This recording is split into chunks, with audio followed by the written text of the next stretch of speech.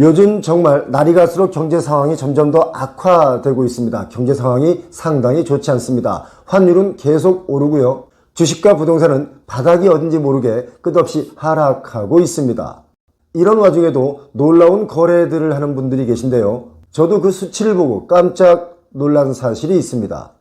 여러분께서 생각하시는 부동산, 우리의 부동산은 지금 어디쯤 가고 있을까요? 오늘 영상 속으로 여러분을 모시고 지금부터 출발합니다.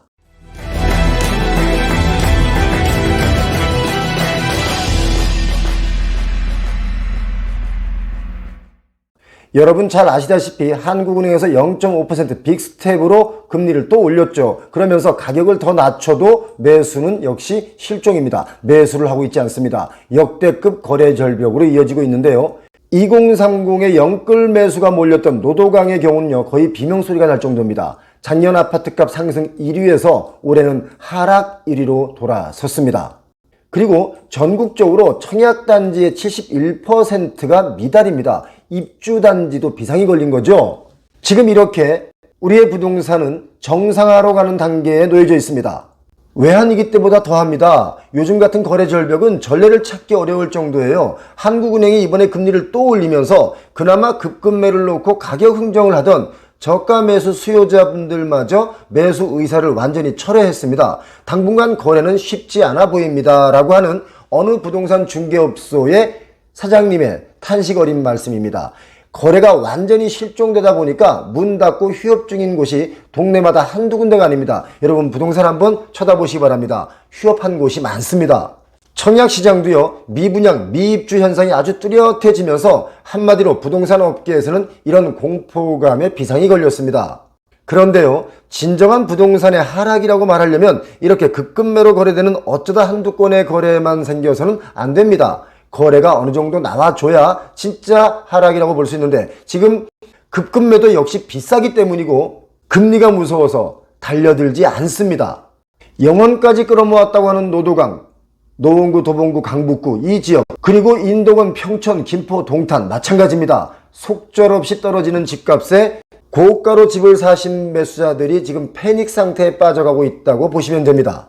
서울 외곽 지역의 중저가 아파트 단지들은 그나마 가격이 다른 곳에 비해서는 좀 싼 편이기 때문에 떨어져도 덜 떨어질 것이다 라고 생각하시는 분들이 계셨는데 그거 참 오산입니다. 계속되는 가격 하락에 그야말로 속수무책입니다. 떨어지는 집값에는 대안이 없죠. 서울 지역을 보면 서울 지역의 하락 순위를 볼까요?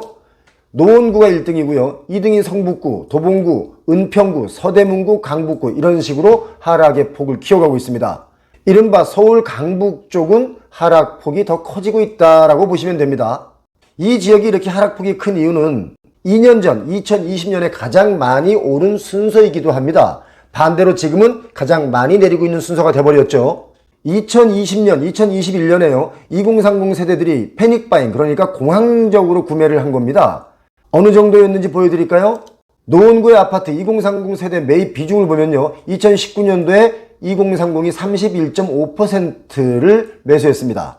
그리고 2020년에는 38.6%, 그리고 작년에 집 사지 말라고 그렇게 말렸음에도 불구하고 49.3%가 2030이 매수를 한 겁니다. 그리고 더 특이한 건 올해 8월까지요. 2030의 매입 비중이 51%였습니다.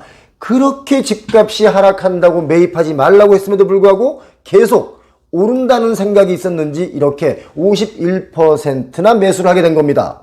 저는 이 수치를 보고 정말 답답했습니다. 가장 많이 올랐을 때 영끌했던 지역이면서 지금은 가장 많이 하락하고 있는데 추가로 가격을 더 낮추는 매물들이 자꾸 등장하고 있지만 매수세는 없습니다. 그래서 영끌들의 손해가 불가피해 보입니다. 자고 나면 오르는 대출이자 때문에 더 고통스럽죠. 특히 전셋값마저 하락하면서 역전세난이 터지고 있습니다. 2년 전에 전세계약을 맺은 투자자는요, 만기 때 전세보증금을 일부 세입자에게 돌려줘야 되는데 역전세난 우려까지 점점 커지고 있는 상황이라서 앞으로 우리 부동산 거래 시장에 파장이 예상되고 있습니다. 15억 원 이하 단지는 대출이 가능한 데다가 목돈이 부족한 2030 세대는요, 대부분 많은 대출을 끼고 집을 샀습니다. 시중은행 금리가 연 8%까지 오르게 되면 이자를 감당하지 못할 것이 뻔해 보이고요. 그리고 금리가 10%에 진입할 23년 내년에는 집을 손해를 보고라도 팔아야 하는 경우도 적지 않을 것으로 보입니다. 금리 공포가 점점 커지면서 최근 지방과 수도권에서 분양된 단지에 청약 미달이 속출하고 있는데요. 10월에 청약받은 21개 단지 중에 71%가 미달입니다. 깜짝 놀라셨죠? 입주단지도 마찬가지로 비상이 걸렸습니다. 인천 계양구 작전동에서 분양된 할라 비발디라는 곳이 있는데요. 300가구 일반 분양에 2순위까지, 1순위가 아니에요. 2순위까지 283명만 신청해서 미달이 났고요. 충청북도 옥천에서는요. 이편한 세상 옥천 퍼스트원이 청약에서 총 545가구 모집에 2순위까지 밀려서 138명만 신청하는데 그쳤습니다. 완전히 미달입니다. 잔금 마련에 큰 차질이 생긴 가구들이 입주율도 떨어지고 있습니다. 이렇게 미입주의 원인이 무엇인가를 봤더니 첫 번째, 기준주택 매각이 지연되고 있다는 게 44%가 넘습니다. 그리고 세입자 미확보입니다. 세입자가 들어와야 잔금을 치를 거 아니겠습니까? 27%입니다. 그리고 잔금 대출을 확보하지 못했다라고 해서 21%가 차지했는데요. 서울 강북의 입주단지는요, 입주기한이 지난 상태임에도 불구하고 입주율이 50에서 60% 선에 멈췄습니다. 이렇게 되면 50%가 빈집이라는 이야기입니다. 그리고 여러분 놀라지 마십시오. 서초구 반포동의 이야기입니다. 서초구 반포동의 도시형 생활주택 더샵 반포 포리버파크는요, 주변 아파트보다도 고가의 분양이 됐었죠. 그래서 그런지 입주기간이 지난달 말로 지났는데 현재까지 입주율이 10%대입니다. 입주를 못하고 있는 거예요. 저희 표용호TV에서 정말 귀가 닳도록 말씀드렸던 것이 이제 현실이 되고 있습니다. 고분양가로 인해서 결국 다 망가질 것이다 라고 예상했던 것이 지금 나타나고 있는 거죠. 부동산을 자꾸 옥죄다 보니까요. 이번에 못 사면 평생 집을 못 사겠구나 라고 하면서 너도 나도 막 흥분해서 달려들다 보니까 아파트 광풍이 불면서 또 그 빈틈을 노려서 유사 주거용 부동산을 짓기만 하면 분양이 완판되다 보니까 땅값이고 뭐고 미친 듯이 올라갔지 않습니까? 그럴 때 또 여기저기서 따라 짓다 보니까 당연히 고분양가 논란이 생기는 것이고, 이렇게 금리가 오르니까 한 방에 정리가 돼가고 있다. 저희는 이렇게 보고 있습니다. 입주율이 낮다는 게 뭡니까? 결국 세입자가 들어와야 잔금도 내고 할 거 아니겠습니까? 들어올 사람이 없다는 뜻입니다. 그러면 뭡니까? 분양 취소하는 거죠. 이 단지의 입주 예정자 협의회는요, 시행사에 최근 공문을 보냈다고 합니다. 분양가 할인과 계약 해지, 위약금 인하 등을 요구하고 있는데 이거 당연한 수순이죠. 그동안 막대한 이익을 봤던 시행사 세력이 이제는 역풍을 맞고 있습니다. 그런데요, 이런 말씀을 하시는 분들이 있습니다. 연착륙을 유도하는 차원의 규제 완화하자는 의견이 있습니다. 2030 영끌족들의 피해를 줄이고 시장의 연착륙을 유도하는 차원에서 대출 규제와 규제 완화가 필요하다는 주장을 하시는 분들이 있습니다.